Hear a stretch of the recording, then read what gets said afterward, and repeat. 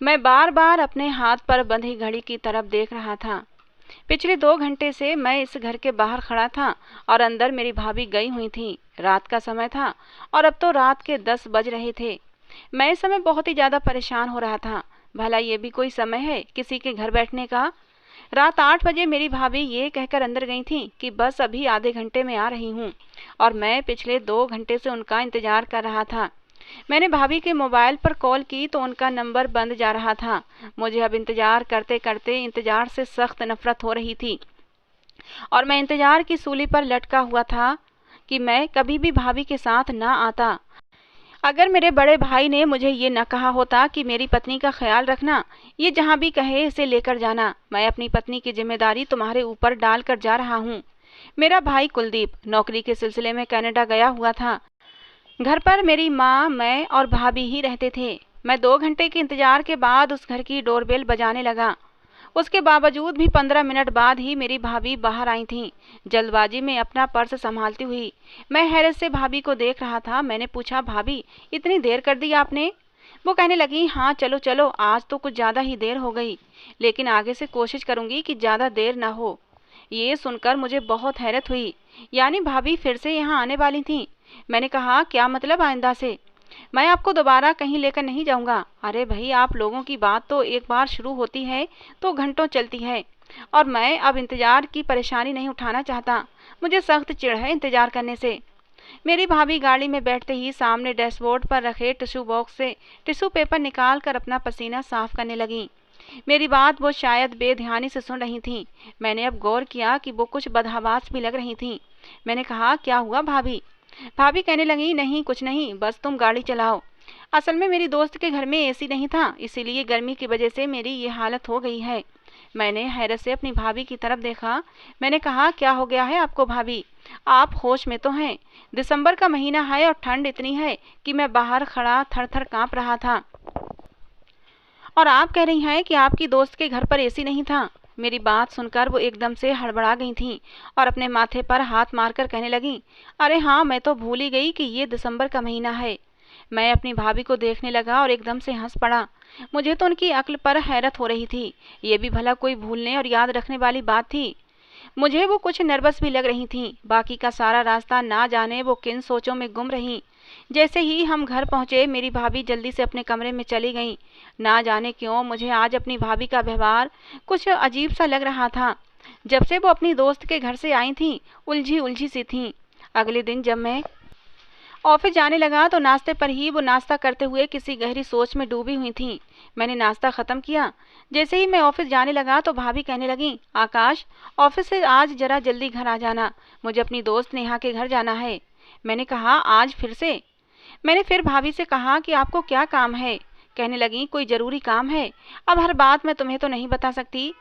खैर, मैंने कहा कि आज मुझे ऑफिस में बहुत काम है, मैं जल्दी नहीं आ सकता। भाभी बोली, तुम जब भी आओगे मुझे मेरी दोस्त के घर लेकर जरूर जाना।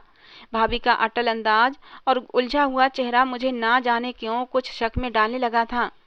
मैं ऑफिस आ चुका था। ऑफिस में मैं कुछ जरूरी फाइल चेक कर रहा था कि जब भाई का फोन आ गया। कुलदीप भाई कहने लगे, अपने काम जल्दी निपटाओ और अपनी भाभी को जहां वो कह रही है उसे लेकर जाओ। मैंने कहा, भाई, भाभी ने क्या करना है रोजाना अपनी दोस्त के घर जाकर? मैं थका हुआ आता हूँ और आते ही उनको उनकी दोस्त के घर पर लेकर जाऊं और खुद बाहर 2-2 घंटे तक उनका इंतजार करता रहूं। ये कोई अच्छी बात थोड़ी है।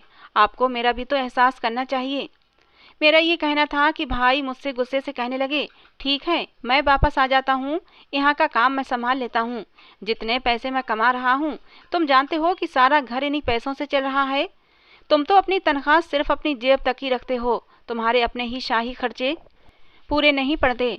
अब मैं भी आकर बैठ जाता हूँ हाथ पर हाथ रखकर घर पर, और फिर तुम घर चला लेना। एक जरा सा काम क्या कह दिया वो भी तुमसे नहीं होता। मेरा भाई मुझसे गुस्से से बोल रहा था। मैंने कहा, ठीक है, ले जाऊंगा। आप भी जरा जरा सी बात पर गुस्सा हो जाते हैं। ये कहकर मैंने फोन बंद कर दिया। जल्दी जल्दी अपना काम निपटाते निपटाते भी मुझे रात के 8 बज चुके थे। जब मैं घर आया तो मेरी भाभी बिल्कुल तैयार थीं। मुझे देखकर कहने लगी, पहले मुझे मेरी दोस्त के घर छोड़ दो, वापसी में बेशक तुम घर वापस आ जाना। 2.5-3 घंटे अपना आराम से आराम करना, खा पीकर फ्रेश होकर मुझे लेकर आ जाना। मुझे कोई जल्दी नहीं है। मैंने कहा, ठीक है, मैंने बस अपना ऑफिस का बैग ही अपनी माँ को पकड़ाया था और बिना कपड़े चेंज किए ही भाभी को उनकी दोस्त के घर छोड़कर वापस आ गया। खाना मैंने अपनी माँ के साथ खाया था। मेरी माँ भी कह रही थी कि ना जाने इस लड़की को क्या हो गया है, दिन भर ना जाने किन सोचों में गुम रहती है, और जैसे ही तुम्हारे आने का समय होता है फटाफट से तैयार हो जाती है, कहती है मुझे अपनी दोस्त के घर जाना है। उस वक्त मैं दिमागी तौर पर बहुत ज़्यादा थका हुआ था, इसीलिए अपनी माँ की बात पर ध्यान देने का मेरा बिल्कुल भी मन नहीं था। इसीलिए मैंने अपनी माँ की बात को इग्नोर कर दिया। खाना खाने के बाद मैं अपने कमरे में जाकर मोबाइल देखने लगा, लेकिन अचानक ही कैसे मेरी आंख लग गई पता ही नहीं चला। मेरी माँ वैसे भी खाना खाकर अपने कमरे में जाकर लेट जाती थीं और उन्हें जल्दी सोने की आदत थी, क्योंकि उन्हें सुबह सवेरे ही उठना अच्छा लगता था, इसीलिए वो जल्दी सो जाया करती थीं। फ़ोन की लगातार घंटी पर मेरी आँख खुली थी तो मैं एकदम से उठा। अपना मोबाइल देखा तो भाभी का नंबर था, और जब मैंने मोबाइल में टाइम देखा तो मेरे होश उड़ गए थे। रात का 1 बज रहा था। मैंने फ़ोन उठाया तो भाभी की बड़ी घबराई हुई सी आवाज़ आई थी। कहने लगी, कब से तुम्हें फ़ोन कर रही हूँ, कहाँ थे तुम, समय देखा है तुमने? मैंने कहा, भाभी मैं सो गया था, मुझे बिल्कुल भी एहसास नहीं था, बस आप रुकें, मैं 2 मिनट में आ रहा हूँ। मैंने जल्दी से गाड़ी की चाबी उठाई और भाभी को लेने चला गया। रात का 1 बज रहा था और जिस इलाके में भाभी जाती थीं वहाँ तो बिल्कुल सन्नाटा था। नई नई सोसाइटी थी और वहाँ पर अभी आबादी बहुत ही कम थी, बस कुछ ही घर बने हुए थे। जैसे ही मैं भाभी के दोस्त के घर के सामने पहुँचा तो मुझे एक हैरत का झटका लगा था। भाभी गेट से बाहर खड़ी थीं, काफ़ी परेशान थीं। मुझे देखकर जैसे उनके चेहरे की रंगत कुछ नॉर्मल होना शुरू हुई थी। मुझे हैरत हुई थी कि वो यहाँ बाहर क्यों खड़ी हैं। उनकी दोस्त का घर है तो उन्हें तो घर के अंदर होना चाहिए था। रात का 1 बज रहा है, उनकी दोस्त ने इस समय उन्हें घर के बाहर क्यों कर दिया? जैसे ही मैंने गाड़ी रोकी वो बड़ी तेजी से गाड़ी के अंदर बैठ गई थीं। कहने लगीं, अब आए हो तुम, एहसास भी है कि मैं कब से अकेली यहाँ खड़ी हूँ, पिछले 3 घंटे से तुम्हारा इंतजार कर रही हूँ।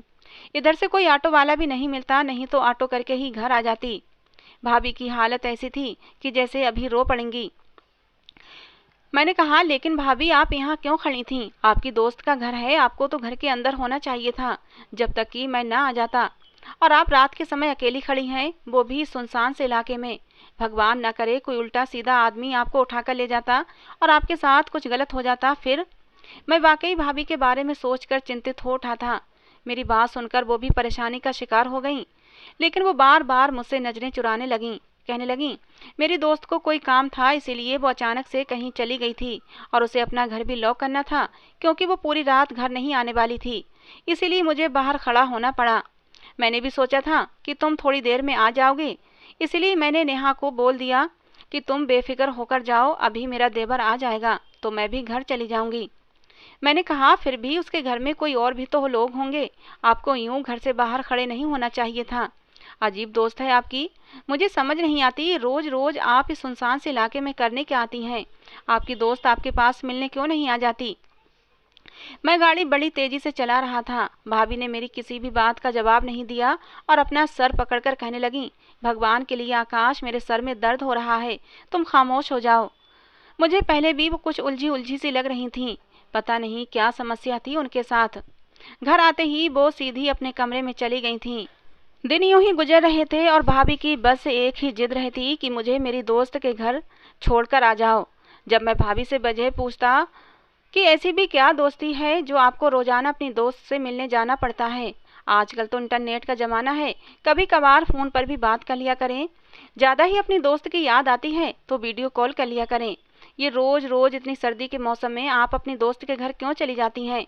आप भी परेशान होती हैं और मुझे भी परेशान करती हैं। लेकिन भाभी मुझे कोई भी तसल्ली भरा जवाब नहीं देती थीं, बस यही कह देती कि मुझे ज़रूरी काम है, इसीलिए मैं नेहा के घर जाती हूँ। एक बार मैं ऑफिस के लिए तैयार होकर नाश्ता कर रहा था जब बाहर की डोरबेल बजी। मैं हैरान हुआ कि इस समय तो हमारे घर पर कोई भी नहीं आता था। मैंने नाश्ता बीच में ही छोड़ा और बाहर के दरवाजे की तरफ चला गया। देखा, दरवाजे पर एक डाकिया खड़ा था। कहने लगा, सुहानी के नाम पर एक पार्सल आया है।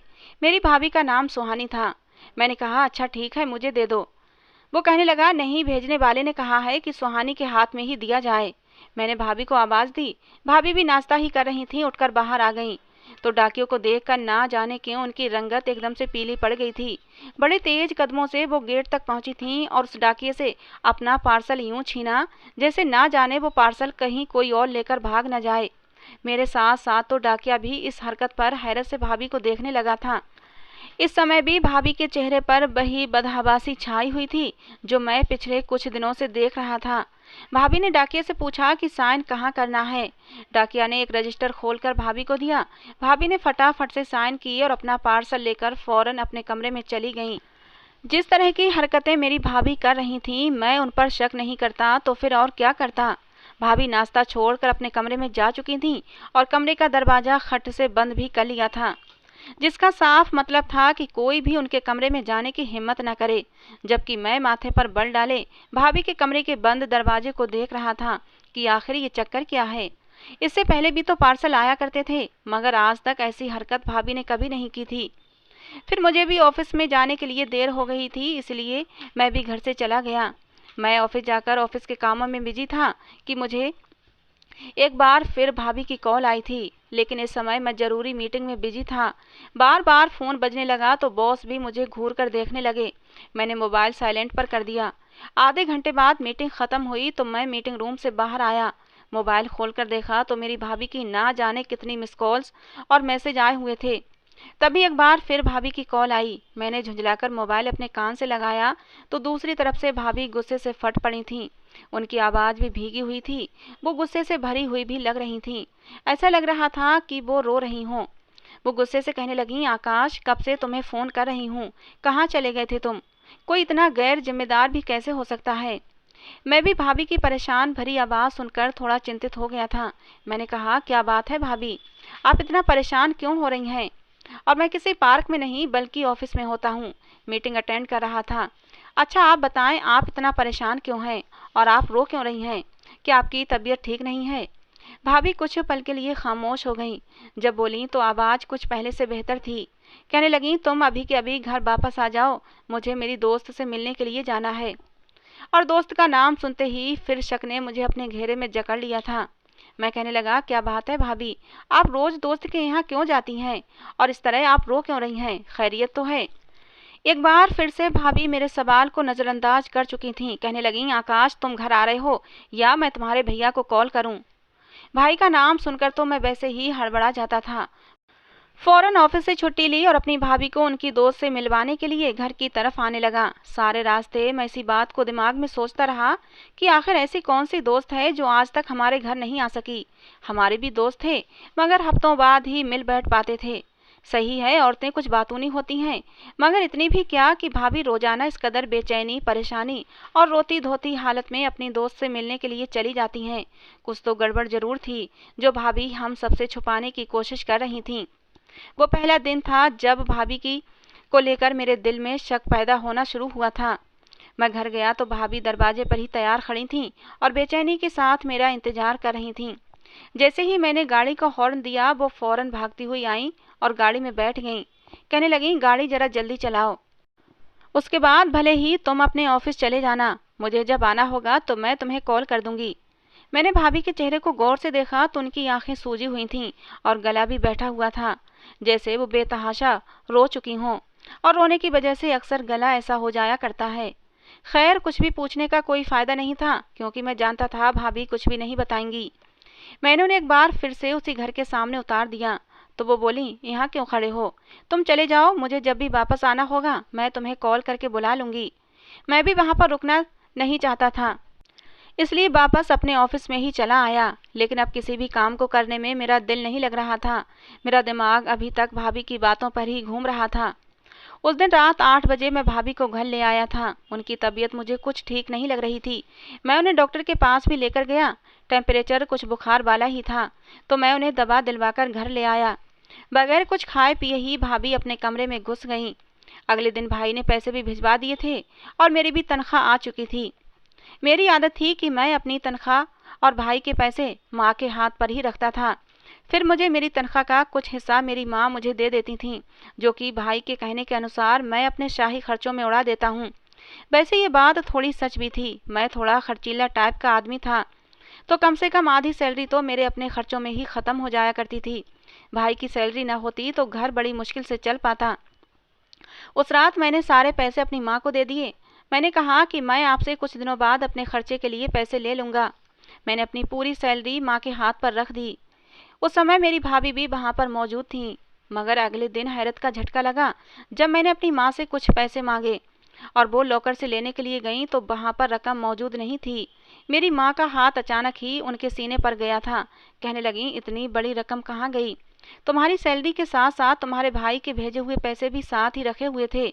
इन पैसों से तो पूरे महीने का खर्चा चलाना था। आखिर इतनी बड़ी रकम कहाँ जा सकती है?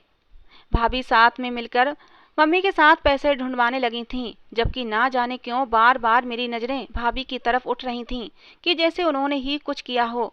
आज तक हमारे घर से पैसे कभी चोरी नहीं हुए थे, ना ही कोई बाहर का इंसान इस घर में आया था, तो फिर पैसे कहाँ जा सकते थे? एकदम से भाभी पर हम इल्ज़ाम भी नहीं लगा सकते थे, मगर भाभी का अंदाज शक में डाल रहा था। जैसे कभी उनके मोबाइल पर रिंगटोन आती और उनका फ़ोन बजता तो भाभी एकदम से डर जाती थीं और कई कई घंटे तक मोबाइल उनके कानों के साथ लगा रहता था। और उनके दोस्त जिनके घर जाकर वो कई घंटे बिता देती थीं, आखिर वो कौन थी? और ना चाहते हुए भी मैं भाभी पर शक करने लगा था, मगर समझ नहीं आता था कि ये बात मैं भाभी से कैसे पूछूं। दिमाग में ये बात भी आ रही थी कि आखिर भाभी पैसे क्यों चोरी करेंगी, क्योंकि भाभी को किसी चीज़ की कमी नहीं थी। जब भी भाई पैसे भेजा करते तो मेरी माँ भाई के भेजे हुए पैसों में से आधे पैसे भाभी को दे दिया करती थीं, ये कहकर कि ये पैसे तुम संभाल कर रखो, आगे फ्यूचर में तुम्हारे काम आएंगे। बाकी आधे पैसों से मेरी आधी सैलरी से घर का खर्चा चला करता था। मैं तो सोच रहा था कि भाभी के पास अब काफ़ी पैसे जमा हो चुके होंगे, फिर भला वो माँ के रखे हुए पैसे क्यों चुराएंगी? कुछ दिनों से मैं देख भी रहा था कि भाभी दिन ब दिन कमज़ोर होती चली जा रही थीं। वो मुझे दिमागी दबाव का शिकार लगने लगी थीं। हर समय खोई खोई रहती। घर के कामों में भी उनका बिल्कुल भी ध्यान नहीं होता था। भाई भी अब अक्सर शिकायत करने लगे थे कि तुम्हारी भाभी कहाँ बिजी रहती हैं। माँ को बोलो कि घर में कोई दूसरी काम वाली रख ले। जब भी मैं तुम्हारी भाभी को कॉल करता हूँ तो वो कहती है कि मैं ये काम कर रही थी, मैं वो काम कर रही थी, और फिर काम का बहाना करके फ़ौरन ही फ़ोन काट देती है। मैंने जब इस बात का जिक्र अपनी माँ से किया तो मेरी माँ कहने लगी, आकाश, ये तुम कैसी बातें कर रहे हो? आज तक मैंने सुहानी पर कभी भी घर की पूरी जिम्मेदारी नहीं डाली। घर के काम जो वो अपनी मर्जी से करे वही करने देती हूँ, वरना ज़्यादातर काम तो मैं खुद करती हूँ या काम वाली से करवा लेती हूँ। ना जाने इस लड़की को क्या हो गया है। भाभी की वजह से घर में काफ़ी बेसुकूनी हो चुकी थी। अब तो इस बात का अंदाज़ा मेरे भाई को भी होने लगा था। मैं जल्द से जल्द इस मामले की तह तक पहुंच जाना चाहता था। हो न हो इस बात का संबंध उस घर और भाभी की दोस्त से ही था जिसे भाभी रोज मिलने जाया करती थीं। उस रात 8 बजे जब मैं घर आया सोचा था कि भाभी से बैठकर इस मामले पर खुलकर बात करूंगा, मगर इससे पहले ही भाभी तैयार खड़ी थीं। कहने लगी, मुझे मेरी दोस्त के यहाँ छोड़ दो। मैंने बगैर कोई सवाल किए उन्हें अपने साथ ले जाने लगा। वो लगातार अपने हाथों को बेचैनी से मसल रही थीं। कुछ देर बाद हम वहां पहुंचे तो भाभी गाड़ी से उतरते ही फौरन बोली कि तुम चले जाओ, जब मैं कॉल करूं तो आ जाना और मेरा इंतजार मत करना। भाभी की बात सुनकर मैंने सर हिला दिया और गाड़ी वहां से रिवर्स कर दी। भाभी अंदर जा चुकी थीं, मगर मैं सोच चुका था कि आज मैंने क्या करना है। मैंने अपनी गाड़ी उसी सड़क से मोड़कर दूसरी तरफ खड़ी कर दी और फिर पैदल चलता हुआ उसी घर के करीब पहुंच गया। हर तरफ खामोशी छाई हुई थी। घर के अंदर से भी बातों की आवाज़ें नहीं आ रही थीं। ना जाने कैसा घर था। आज तक इस घर से कभी किसी को निकलते नहीं देखा था। मैं घर का जायजा लेने लगा। दिमाग में कई सवाल जन्म ले रहे थे कि तभी घर की पिछली तरफ मुझे एक खिड़की नजर आई। वो कांच की खिड़की थोड़ी खोली हुई थी। अगर मैं अपने हाथ का इस्तेमाल करता तो जालियों से अंदर हाथ ले जाकर उसे और खोल सकता था, और फिर मैंने ऐसा ही किया। बड़े ही ध्यान से मैंने उस खिड़की को अपनी छोटी उंगली से खोलना शुरू कर दिया और इतना खोल दिया कि मुझे घर का अंदरूनी हिस्सा दिखाई दे सके। ये कमरा था और कमरे का दरवाजा भी खुशकिस्मती से खुला हुआ था। सामने हॉल पूरा दिखाई दे रहा था। मुझे हैरत का झटका लगा जब मैंने सामने का मंजर देखा। मेरी भाभी वहां सोफे पर बैठी हुई थीं और अपना सर घुटनों पर रखे हुए थीं और वो रो रही थीं। अगले ही पल उन्होंने हाथ जोड़ दिए और रोते हुए कहने लगी, भगवान के लिए मेरी जान छोड़ दो, अब मैं तुम्हारे लिए कुछ भी नहीं कर सकती। तुम क्यों मेरे पीछे पड़े हुए हो? तुम्हारी वजह से ना सिर्फ मेरी इज्जत बल्कि मेरी जिंदगी भी खराब हो चुकी है। अगर ये बात मेरे पति को पता चल गई तो वो मुझे कभी भी अपने साथ नहीं रखेंगे। भाभी के शब्द मेरे सर पर पहाड़ तोड़ रहे थे। अगले ही पल दीवार की ओर से एक लड़का बाहर आया, जिसने भाभी को बालों से दबोच लिया और कहने लगा कि तुम तो मेरे लिए सोने की चिड़िया हो, मैं तुम्हें बिल्कुल भी नहीं छोड़ सकता, तुम हर हाल में यहाँ आओगी, अगर तुमने आने से इनकार किया तो मुझसे बुरा कोई नहीं होगा। जैसे एक बार पहले डाकिए के हाथ तुम्हारे घर तुम्हारी वो प्यारी प्यारी तस्वीरें भिजवाई थीं, इस बार भी उससे भी अच्छी तस्वीर तुम्हारे देवर के ऑफिस में और तुम्हारे पति के पास पहुंचा दूंगा, और इससे बेहतर है कि तुम मेरी ज़रूरतें पूरी करती रहो। भाभी ने ये शब्द सुने तो दंग रह गईं और रोते हुए कहने लगी, मेरी सबसे बड़ी गलती यही थी कि मैंने तुम जैसे मक्कार और गंदे इंसान से मोहब्बत की। मैं तो सोच भी नहीं सकती थी कि तुम इस कदर भी बुरे हो सकते हो। हमारा रिश्ता ख़त्म हो चुका था। मैंने सच्चे दिल से अपने पति के साथ और ससुराल वालों के साथ वफा की थी, मगर तुमने मेरी तस्वीरों का गलत फ़ायदा उठाते हुए उन्हें एडिटिंग करके गलत रंग दे दिया और मुझे ब्लैकमेल कर रहे हो। तो वो लड़का हंसकर कहने लगा, ये सिर्फ मैं और तुम जानती हो कि वो तस्वीरें एडिट की हुई हैं, जबकि बाकी पूरी दुनिया इस बारे में बिल्कुल भी नहीं जानती, इसीलिए जो मैं कहूँ वही करती जाओ। मैंने जब ये सुना तो सारी कहानी मैं समझ चुका था। ये लड़का भाभी को ब्लैकमेल कर रहा था। शादी से पहले मोहब्बत हो ही जाती है, मेरी भाभी को भी हुई थी, मगर शादी के बाद मेरे भाई के साथ वो वफादार थीं, मगर ये लड़का मेरी भाई की दौलत की खातिर अब भाभी को ब्लैकमेल कर रहा था। खैर, मैं सब कुछ जान चुका था कि मुझे अब क्या करना है। मेरे लिए ये बात बहुत ही चिंता भरी थी। कुछ देर बाद भाभी की कॉल आई तो मैं उन्हें लेने आया। आज भी भाभी बिल्कुल वैसी ही थीं, परेशान और उलझी हुई सी। मैंने भाभी को घर पहुंचा दिया, फिर वापस वहीं आया। मैंने उस लड़के की मोटर बाइक का नंबर नोट किया। मेरे लिए उसका पता निकलवाना बिल्कुल भी मुश्किल नहीं था। उसी पल मैंने पुलिस अफसर को कॉल की, जो कि मेरा दोस्त था। हम उसके घर पहुंचे, जहां वो मेरे भाई की कमाई के पैसों से भाभी से मंगवाकर ऐश किया करता था। पुलिस ने उसे और उसके दोस्तों को स्मगलिंग करने के इल्जाम में पकड़ लिया। वो बेचारा तो खुद भी नहीं जानता था कि आखिर ये केस उन पर बना कैसे, मगर मैं जानता था कि ऐसे गिरे हुए इंसानों के साथ ऐसा ही होना चाहिए।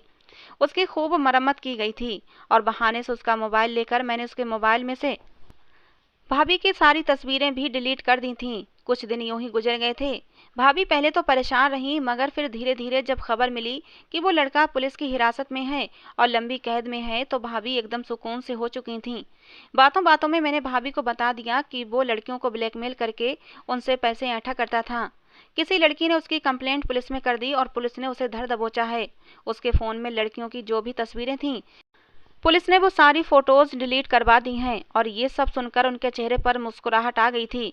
जी तो चाहा कि भाभी को बताऊं कि मैं सब कुछ जान चुका हूं और आपकी मदद भी मैंने ही की है, मगर फिर कुछ सोचकर खामोश हो गया कि कहीं भाभी ये सुनकर टूट ना जाएं और शर्मिंदा ना हो जाएं। और मैं तो उनके भाई जैसा था, फिर उनका भरम कैसे टूटने देता। उस रोज के बाद से भाभी घर में खुश रहने लगी थीं और घर के कामों में भी दिल लगाने लगी थीं, जबकि घर से चोरी हुए पैसों को मैंने माँ से बहाना बना दिया कि मैं ही अपनी ज़रूरत के लिए उठाकर ले गया था और मैं आपको बताना भूल गया था। और वो पैसे मैंने अपने एक दोस्त को देने थे, उसे बहुत ज़रूरत थी। कुछ ही दिनों में वो वापस कर देगा तो मैं आपको लाकर दे दूंगा। मैंने भी अपने दोस्त से पैसे उधार लेकर अपनी माँ को दे दिए। मैंने अपने खर्चों को कंट्रोल में किया और अब धीरे धीरे अपने दोस्त के पैसे चुका रहा था। मेरे घर में अब खुशियां ही खुशियां थीं, क्योंकि भाभी अब हर समय चहकती रहती थीं और खुशी खुशी भैया को फ़ोन पर बात भी करती थीं। भैया ने भी बहुत ही जल्द आने का वादा किया था, जिसे सुनकर भाभी और भी ज़्यादा खुश हो गई थीं। तो दोस्तों, ये थी आज की हमारी कहानी। आपको कैसी लगी ज़रूर बताना। पसंद आई हो तो प्लीज़ लाइक करना। रोज़ एक नई कहानी सुनने के लिए हमारे चैनल को भी सब्सक्राइब करना। कहानी को अंत तक सुनने के लिए आप लोगों का बहुत बहुत धन्यवाद दोस्तों। मिलते हैं अगली किसी नई कहानी के साथ।